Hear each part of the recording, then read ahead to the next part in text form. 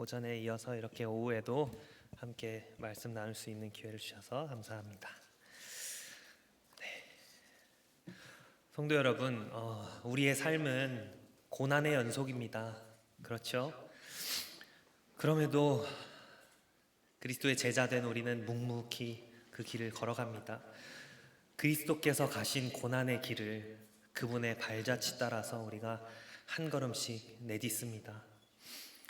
그런데 이 긴 고난의 여정을 우리가 통과하다 보면 수많은 유혹들을 마주합니다. 그런데 여러분, 그 많은 유혹들 중에서 가장 치명적인 것이 무엇일까요? 많이 있겠지만 바로 변질된 복음, 왜곡된 복음입니다. 왜냐하면 우리로 하여금 고난의 길을 걸어갈 수 있게 하는 것이 사실 예수 그리스도의 복음이기 때문이죠. 진리이기 때문이죠. 복음 때문에 고난을 참고 견뎌왔는데 이게 복음입니다 하면서 무엇을 더하거나 뺀 다른 복음이 들려오면, 게다가 그 복음이 고난에 대한 해결책을 우리에게 제시하는 것처럼 보이면 사실 누구라도 흔들리기 쉽겠죠. 바로 이 베드로 서신, 베드로 전후서의 수신자들이 그런 상황에 놓여 있었습니다. 소아시아의 성도들이었는데요, 주로 바울 사도가 개척한 교회의 성도들이었습니다. 그들은 교회의 적대적인 사회에서 살아가면서 아주 많은 핍박을 당했습니다. 이에 사도 바울이 아니라 사도 베드로가 그들을 격려하고 위로하기 위해 첫 번째 편지를 씁니다. 잘 아시듯이 베드로 전서이죠. 아마도 이 교회들을 개척한 바울 사도가 로마 감옥에서 석방된 후에 서바나, 요즘으로 말하면 스페인을 방문 중이었기 때문에 베드로 사도가 대신해서 서신을 통해서 목양을 했던 것 같습니다. 이렇게 전했는데요, 여러분, 구원은 고난을 포함합니다. 하나님은 고난을 사용하셔서 성도들을 믿음의 종착지로, 곧 영혼의 구원으로 이끌어 가십니다. 그 참된 은혜 위에 굳게 서십시오. 이렇게 당부하면서 베드로 사도는 우리의 유일한 위로이신 예수 그리스도를 전합니다. 그런데 얼마 지나지 않아서 베드로는 두 번째 편지를 써야만 했습니다. 왜냐하면 교회 안에 거짓 교사들이 일어나서 성도들을 유혹했기 때문입니다.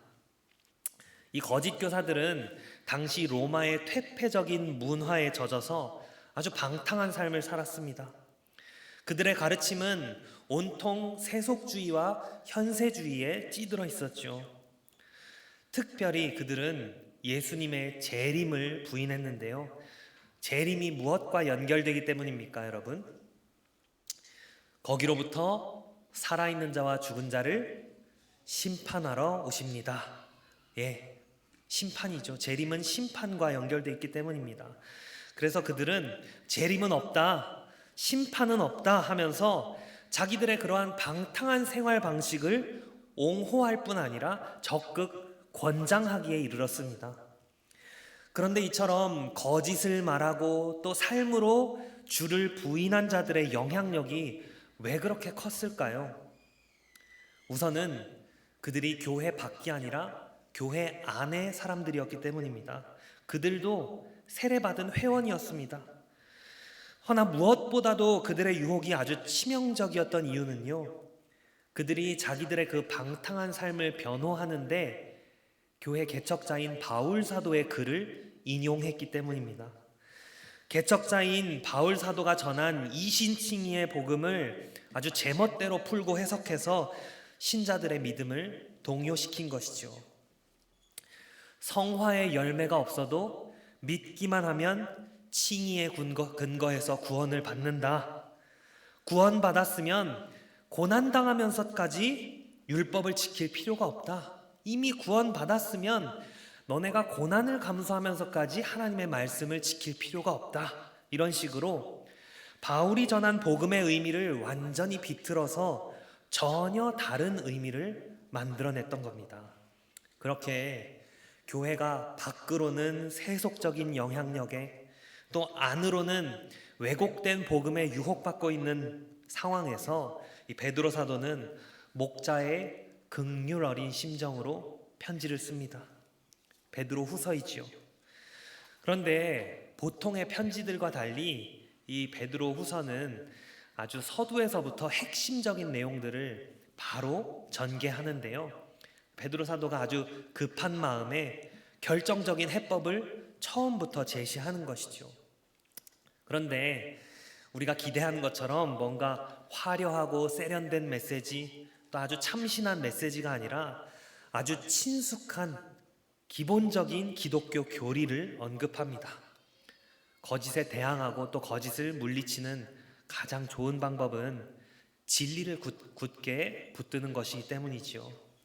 그래서 베드로는 오늘 본문에 내가 너희로 하여금 생각나게 하려 하노라, 기억하게 하려 하노라 하는 말을 무려 5번이나 반복하면서 진리를 기억하라, 그대로 진리대로 실천하라 이렇게 요청합니다.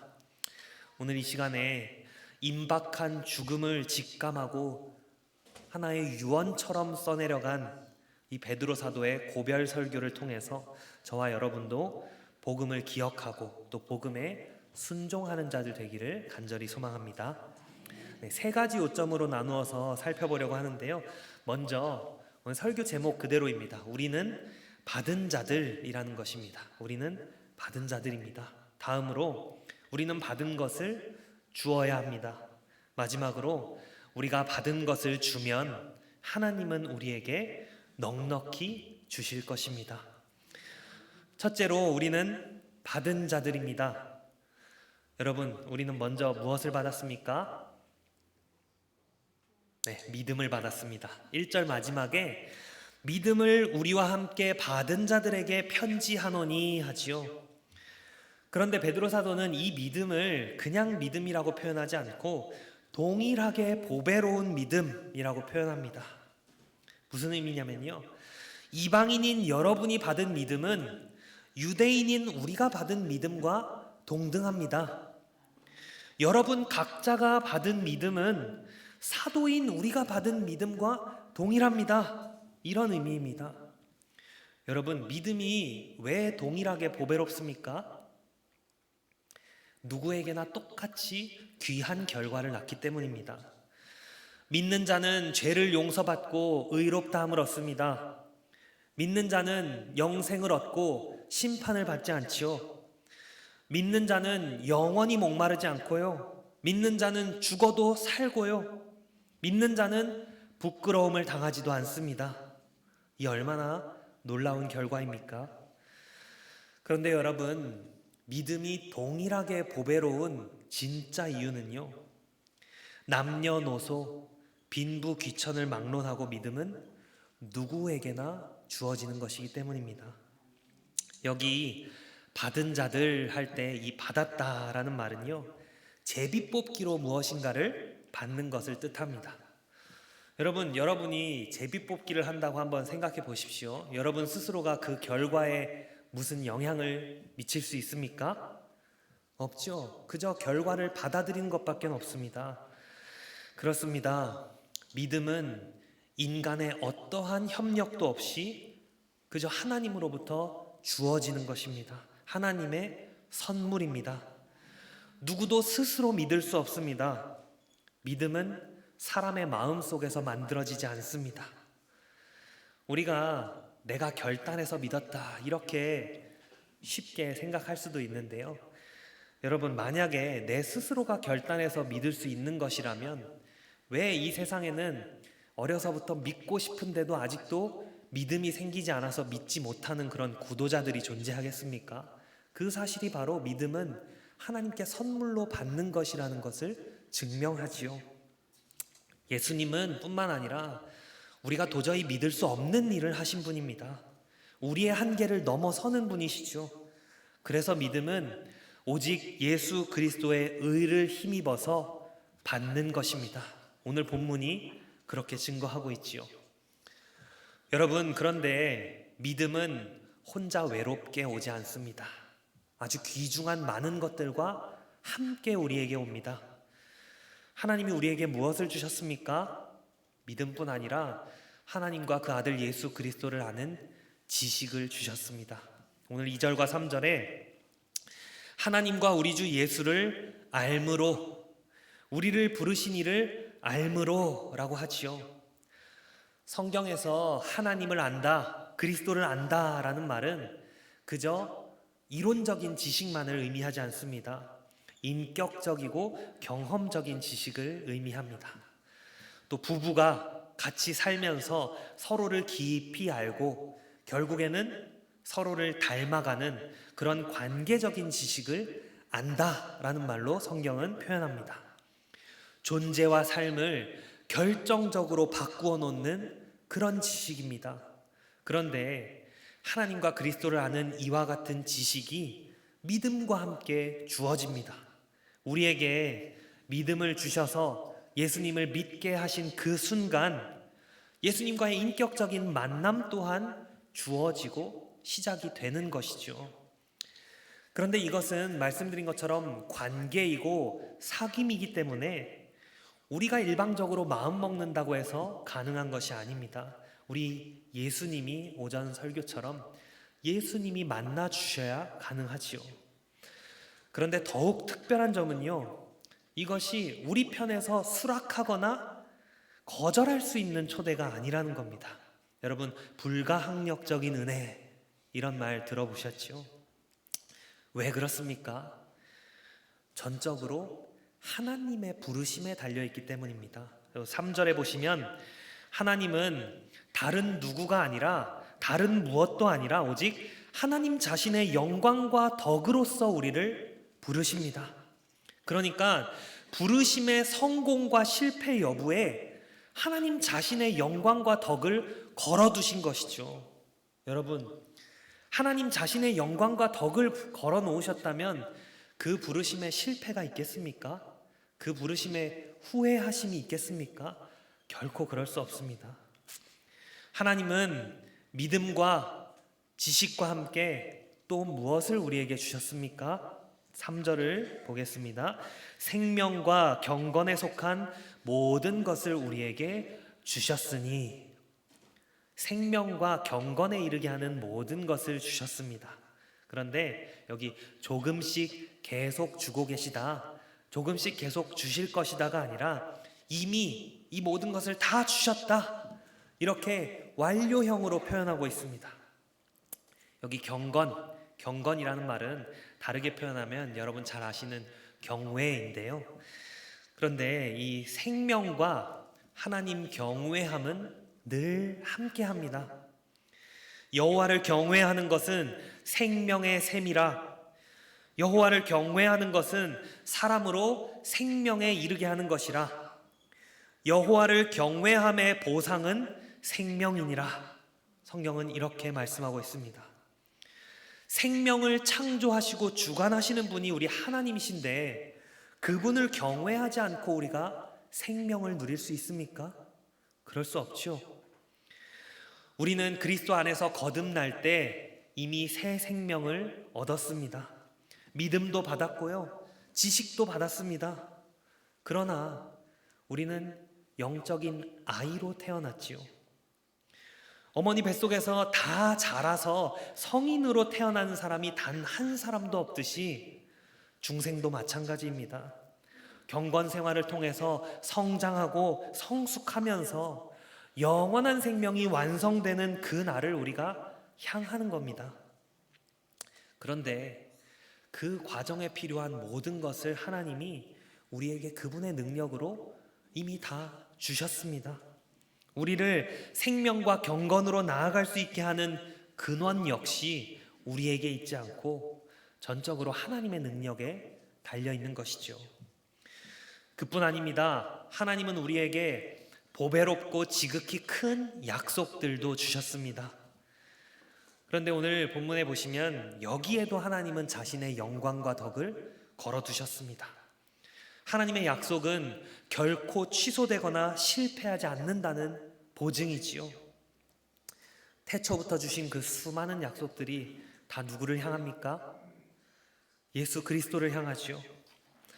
그 약속들 중에는 여러분 아시는 것처럼 이미 성취된 약속들도 있고 앞으로 이루어질 약속들도 있습니다.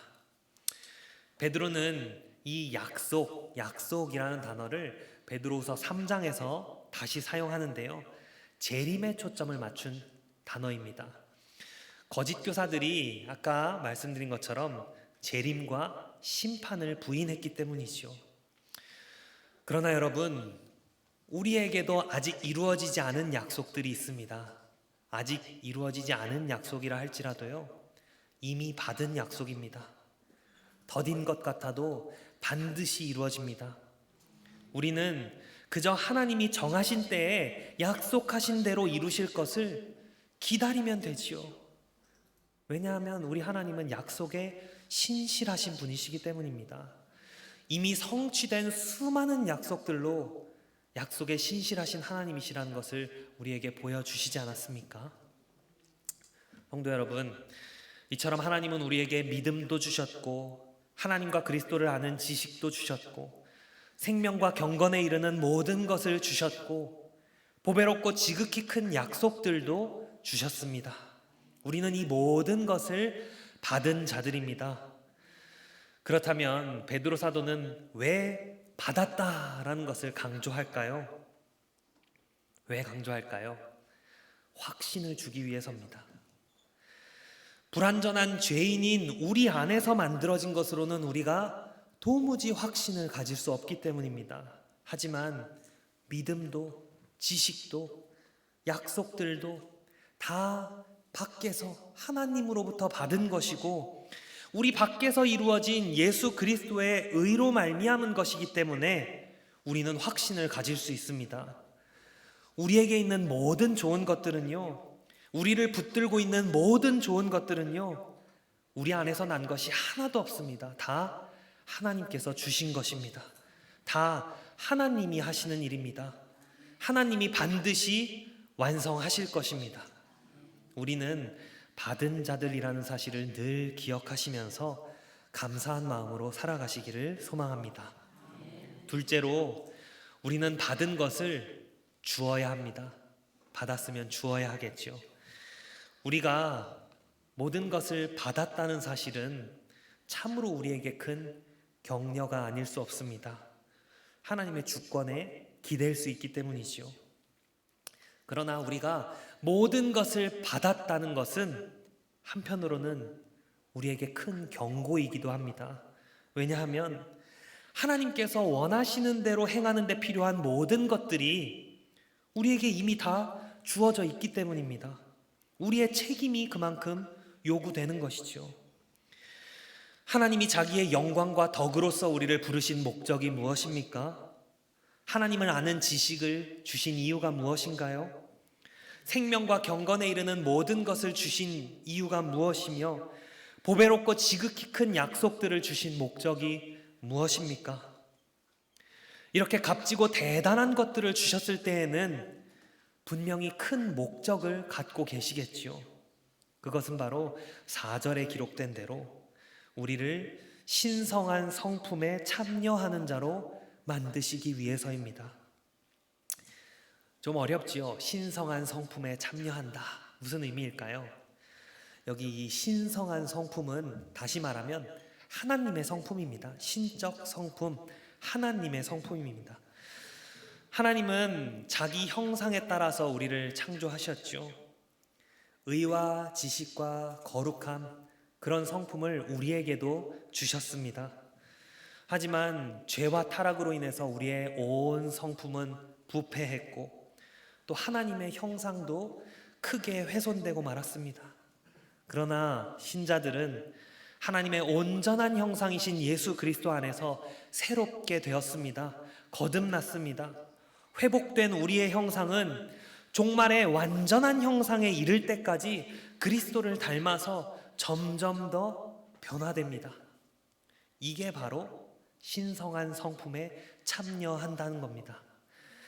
바울 사도도 로마서 8장 29절에 하나님이 우리를 예정하셨다, 미리 정하셨다 이렇게 말하는데요. 그 목적이 우리로 예수 그리스도의 형상을 본받게 하기 위해서다 이렇게 전하고 있습니다. 그런데 여러분, 하나님이 계획하시고 실행하시는 이 일을 결국 누가 해야 합니까? 하나님이 신성한 성품에 참여하셔야 하나요? 하나님이 그리스도의 형상을 본받으셔야 합니까? 아니요. 우리가 참여하고 우리가 본받아야 합니다. 저는 지금 신인 협동서를 말하는 게 아닙니다. 하나님은 우리의 의지를 사용하십니다. 우리를 로봇처럼 조종하시지 않습니다. 그리스도 안에서 회복된 우리의 그 자유로운 의지로 성령을 쫓아서 행하기를 원하십니다. 우리가 육체의 정욕 때문에 이 세상에서 썩어져 가는 것을 피하기를 바라십니다. 그래서 우리에게 지켜 행할 명령들을 주시는 것이죠. 오늘 베드로 사도는 이 하나님의 성품에 참여하기 위해서 어떻게 하라 명령하고 있습니까? 더하라, 더하라. 이 7절에 있는 더하라라는 말은요, 우리 11절 마지막에 있는 주시리라와 같은 단어입니다.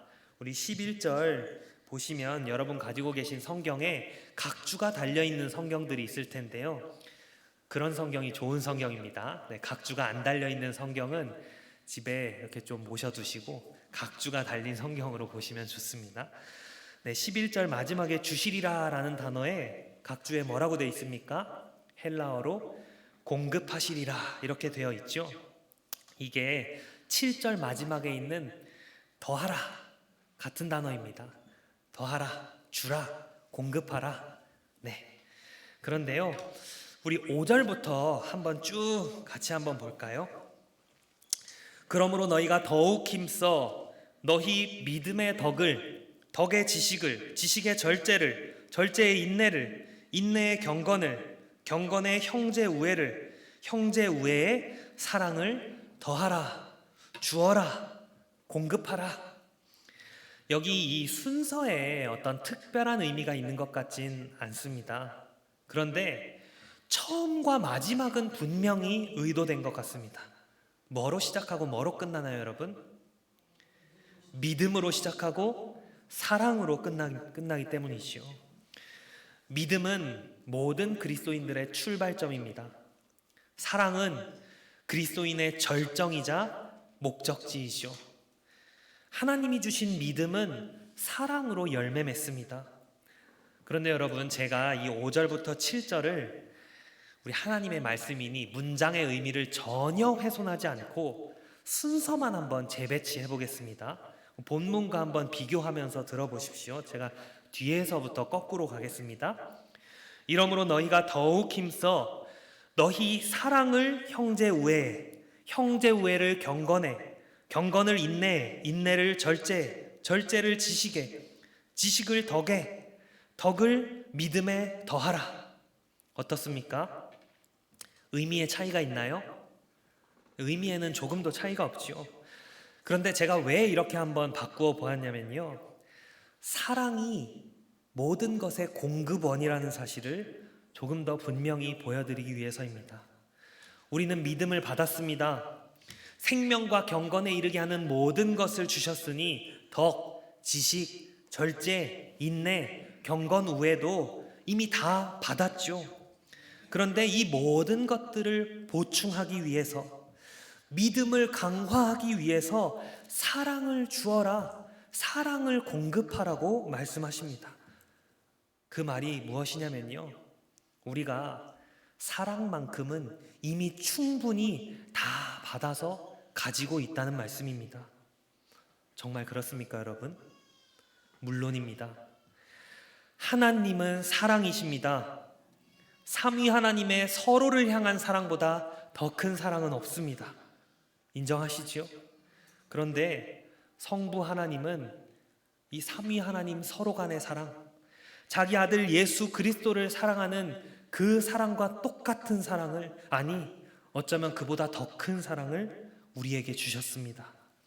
우리를 위해 독생자를 십자가에 내어주심으로 그 사랑을 확증하셨죠. 그런데 모든 신자들이 이와 같은 무한한 사랑을 다 동일하게 받았음에도 그 하나님의 사랑을 느끼는 데 있어서는 차이가 있는 것 같습니다. 그렇지 않나요? 누구는 덜 사랑받는다고 느끼고요. 그래서 저 좀 더 사랑해달라고 간구하기도 합니다. 왜 하나님의 이 완전하고 영원하고 무한한 사랑을 다 똑같이 받아놓고도 저마다 다르게 느낄까요? 바로 하나님에 대한 우리의 순종 차이 때문입니다. 요한 1서 2장 5절입니다. 누구든지 그의 말씀을 지키는 자는 하나님의 사랑이 참으로 그 속에서 온전하게 되었나니. 하나님의 말씀에 순종하면 할수록 하나님의 사랑을 더 많이 느낄 수밖에 없습니다. 왜 그렇습니까? 나는 본래 순종할 수 없는 사람임을 우리가 잘 알기 때문입니다. 나는 할 수 없는데 하나님이 하셨고 하나님이 주셨다는 사실을 순종하면 할수록 실감하게 되는 것이지요. 하나님이 주셨기 때문에 내가 하는구나. 하나님이 하시기 때문에 내가 순종하는구나. 그렇게 느끼지 않겠습니까? 그렇게 순종하면서 우리가 하나님의 사랑을 더 크게 느끼고 그러면서 우리의 믿음이 자랍니다. 이것이 바로 믿음의 사랑을 더하는 것입니다. 하나님께 받은 사랑을 이미 다 받아서 가지고 있는 사랑을 깨닫기 시작하면서 믿음이 더욱 굳건해지는 것이죠. 성도 여러분, 받은 믿음으로 순종하고 또 순종으로 하나님의 사랑을 풍성히 누리고 그 사랑으로 또 하나님과 이웃을 사랑하면서 믿음이 활활 타오르는 이와 같은 선순환이 여러분의 삶에 이어지기를 바랍니다. 그렇게 하나님의 성품에 참여하는 자들 되시기를 소망합니다. 마지막으로 우리가 받은 것을 주면, 받은 것을 공급하면 하나님은 우리에게 넉넉히 주실 것입니다. 베드로는 8절에 이런 것이 너희에게 있어 흡족한즉 하면서 우리가 받은 것을 주면 무슨 유익이 있는지를 설명합니다. 여기 흡족한즉이라는 말은 점점 많아지면, 계속 증가하면 이런 의미입니다. 우리의 변화와 성장이 끊임없이 지속되어야 한다는 것이죠. 하나님이 주신 믿음과 사랑에 기인한 덕, 지식, 절제, 인내, 경건, 형제 우애가 날마다 풍성해지면요, 우리는 게으르거나 열매 없는 자가 되지 않습니다. 될 수 없습니다. 무엇에 있어서 그렇습니까? 8절에 우리 주 예수 그리스도를 아는 지식에 있어서 그렇습니다. 우리가 받은 것을 주면 줄수록, 순종하면 할수록 예수님과 더욱 깊은 관계에, 더욱 깊은 사귐에 들어간다는 것이죠. 너무나 당연한 일입니다. 왜냐하면 우리 예수님이 우리의 주, 우리가 고백하듯이 우리의 주님이시요 주인이시기 때문입니다. 베드로는 자신을 예수 그리스도의 종이라고 소개하고 있습니다. 바울, 야고보, 유다, 요한 사도 전부 마찬가지입니다. 자신을 예수 그리스도의 종이라고 선언하지요. 그렇습니다. 우리 모두는 예수 그리스도의 종입니다. 그런데 종이 주인의 명령을 따르지 않으면서 어떻게 주인과 깊이 사귈 수 있겠습니까? 우리 주님은 다른 주인들과는 다르시지요. 죄의 종노릇하던 우리를 자기의 목숨값으로 사셨습니다. 종을 위해서 대신 죽으신 주인입니다. 종을 오히려 섬겨주신 주인입니다. 그런 주님을 우리가 어찌 사랑하지 않을 수 있겠습니까? 그런 주님의 말씀을 우리가 어찌 기쁘게 따르지 않을 수 있겠습니까? 주님께 순종하지 않는 자들은 맹인이라 멀리 보지 못하게 됩니다. 장차 이루어질 주님의 그 약속들을 확신하지 못하게 되지요. 뿐만 아니라 과거에 이루어진 자신의 죄 사함도 잊어버립니다. 과거에 이루어 주신 그 구원의 확신이 흔들리고 살면서 점점 더 약화됩니다. 그래서 베드로는 다시 한번 강력하게 당부합니다. 형제들아, 더욱 힘써 너희 부르심과 택하심을 굳게 하라. 앞에서는 더욱 힘써서 공급하라, 더하라, 주어라 했었죠. 그런데 이번에는 부르심과 택하심을 굳게 하기 위해서 더욱 힘쓰라 말합니다. 그러니까 더욱 힘써서 주면 줄수록 우리의 부르심과 택하심이 견고해진다는 의미입니다. 왜 그렇습니까, 여러분? 누가 줄 수 있을까요? 누가 공급하고 더 할 수 있습니까? 택함 받고 부름 받은 자들만 할 수 있습니다. 그러니 내가 줄 때마다, 공급할 때마다 나의 택함과 부르심에 대한 확신이 점점 더 견고해지는 것이죠. 우리가 하나님의 선택과 부르심에 기여하는 바는 아무것도 없습니다. 그러나 하나님 편에서 이루신 그 선택과 부르심 위에 굳게 서는 일은 하나님이 우리에게 맡기셨습니다. 물론 이 역시 하나님께 받은 것을 가지고 하나님의 은혜 안에서 이루어지는 것이죠. 베드로는 우리가 받은 것을 주면 얻게 되는 최종적인 유익을 선포하면서 오늘 본문을 마무리합니다. 마지막 같이 보겠습니다. 우리 주 곧 구주 예수 그리스도의 영원한 나라에 들어감을 너희에게 넉넉히 주시리라. 넉넉히 너희에게 주시리라. 앞에 같은 단어라고 말씀드렸죠. 의도적으로 같은 단어를 사용한 겁니다. 그러니까 논지가 이런 논지입니다. 너희가 주면 하나님이 너희에게 주실 것이다. 우리가 받은 것을 주면 예수님과 깊은 사귐을 누립니다. 부르심과 택하심이 견고해집니다. 하늘로 가는 행진에서도 결코 낙오하지 않습니다. 영광을 향한 그 대열에서 이탈하지 않습니다. 우리는 구원의 확신을 가지고 사랑으로서 역사하는 믿음을 가지고 예수 그리스도의 영원한 나라에 들어감을 넉넉히 받을 것입니다. 예수 그리스도의 그 영원한 나라에 여러분이 넉넉히 들어갈 것입니다. 사랑하는 성도 여러분, 우리는 거대한 세속의 홍수 가운데 살아갑니다. 교회에 대한 세상의 적대감도 커져갑니다. 여러분들은 잘 느끼지 못하실 수도 있겠지만 오히려 인터넷을 많이 접하는 우리 어린 자녀들, 청년들은 교회에 대한 세상의 적대감을 아주 깊이 느끼고 있을 겁니다. 뿐만 아니라 질병, 가난, 개인적으로 당하는 고난도 우리가 참 많죠. 약할 때일수록 유혹에 넘어지기 쉽습니다. 이럴 때일수록 우리는 거짓 가르침들을 조심해야 합니다. 요즘 TV에 많이 방영되는 것처럼 그렇게 대놓고 설치는 아주 저급한 이단들에 여러분이 미혹될 거라고 염려하진 않습니다. 그런데 우리도 모르게 율법주의 들어보셨죠? 또 무율법주의에 우리가 넘어갈 수 있습니다. 율법주의 무엇입니까? 내가 무엇을 행해야 구원받는다는 것이죠. 이 율법주의는요, 우리에게서 구원의 확신을 빼앗아갑니다. 왜냐하면 죄인인 우리는 완벽하게 해낼 수 없기 때문입니다.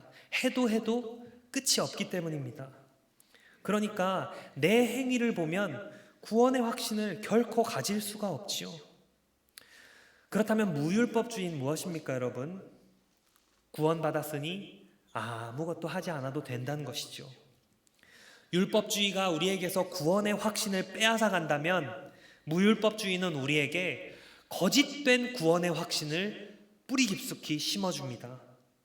죄책감과 죄의식을 둔화시켜버리고요, 말씀에 전혀 순종하지 않는데도 구원받았다고 확신하게 만듭니다. 그게 사실 말로 확신이지 엄청난 착각입니다. 그런데 율법주의와 무율법주의가 다가 아니죠.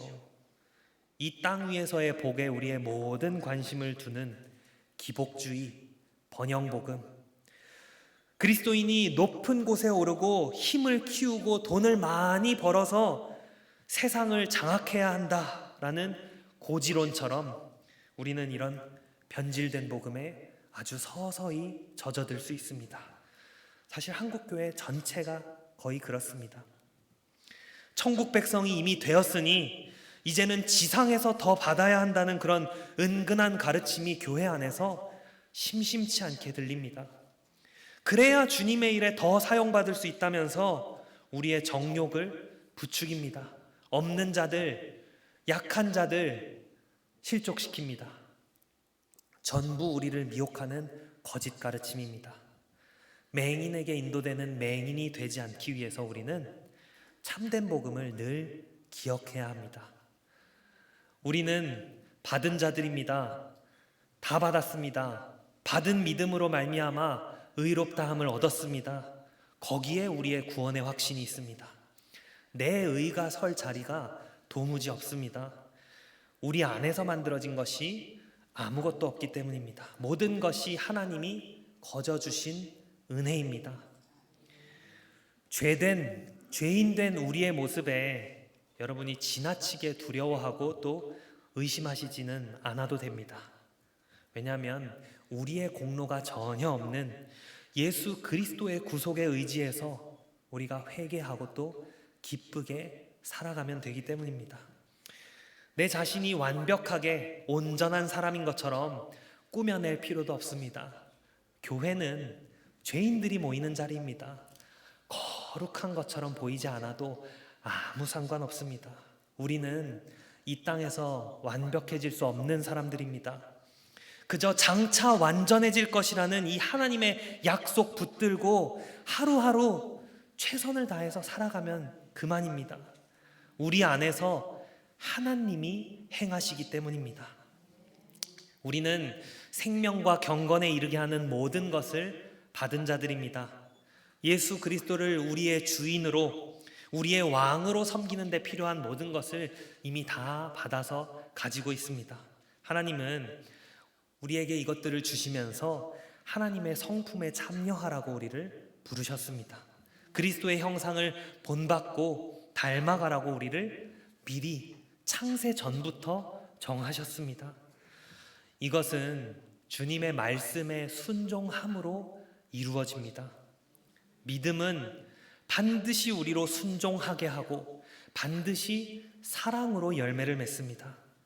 순종은 우리로 하나님의 사랑을 풍성히 느끼게 하고 우리의 믿음을 강화합니다. 그렇습니다. 순종은 사실 하나님을 위한 것이 아니라 우리 자신을 위한 것입니다. 그래서 우리는 더욱 힘써야 합니다. 순종하면 할수록 하나님의 무한한 사랑을 우리가 더 많이 느낄 수 있기 때문이지요. 정욕으로 말미암아 썩어질 세상에 갇힌 상태에서 우리는 피해야 합니다. 우리에게 이루어진 죄 씻음을 기억하고 이미 성취된 약속들이 값싼 것이 되지 않도록 노력해야 합니다. 거저 주셨지만 사실 여러분 공짜가 아니죠. 우리는 무엇을 행해서 받은 게 아니지만 예수 그리스도께서 죽으셨습니다. 공짜로 이루어진 일이 결코 아닙니다. 노력은 복음과 상반되지 않습니다. 우리의 행위, 실천을 강조하는 설교 말씀에 대해서 율법주의다 이렇게 말씀하시는 분들이 계시는데요. 그렇지 않아요. 복음은 항상 노력이 포함됩니다. 우리의 실천이 포함되는 것이 복음입니다. 우리 안에서 행하시는 하나님이 우리로 행하게 하시는 겁니다. 우리는 성령을 쫓아서 행해야 합니다.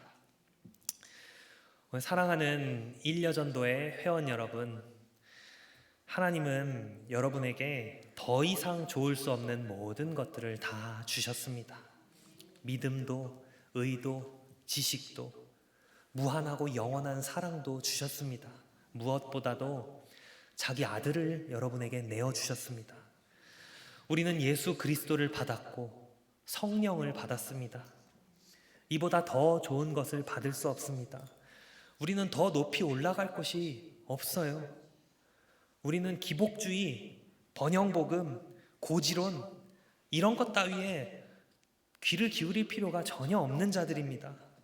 우리는 더 받아야 할 자들이 아니라 이미 받은 것을 깨닫고 누리고 나눠 주어야 하는 자들입니다. 사랑하는 성도 여러분, 우리는 받은 자들이라는 사실을 늘 기억하십시오. 그리고 받은 것을 주십시오. 주 예수 그리스도와 깊은 사귐을 누리게 될 것입니다. 여러분의 부르심과 택하심이 줄 때마다 견고해질 것입니다.